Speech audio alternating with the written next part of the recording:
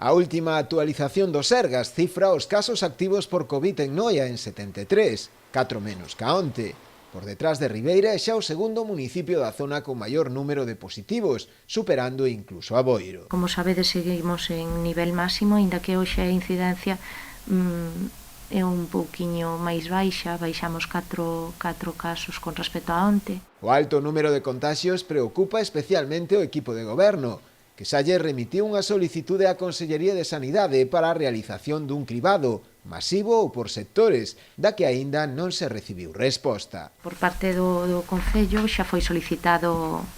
o cribado para Noia, un cribado global ou que como eles o consideren por sectores ou como de momento non se recibeu resposta. E nada, na reunión de hoxe que tamén se preguntou polo tema dende varios concellos, a prioridade a hora de dar os cribados estará tendo aqueles concellos que teñen pois esos casos dispersos, que non é o caso de Noia, que en este caso ten os casos controlados en unidades familiares,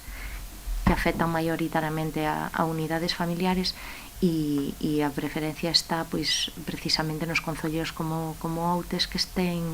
os casos máis dispersos, sin que formen parte de unidades familiares e demais. Noia estaba pendente tamén das novidades que se aproben esta mesma tarde no Consello Interterritorial de Saúde, no que están representados comunidades autónomas e Goberno Central, en no que tiña previsto estudarse a posibilidade de adiantar o toque de queda en todo o país para as 8 da tarde, unha medida que influiría tamén nos actuais horarios comerciais.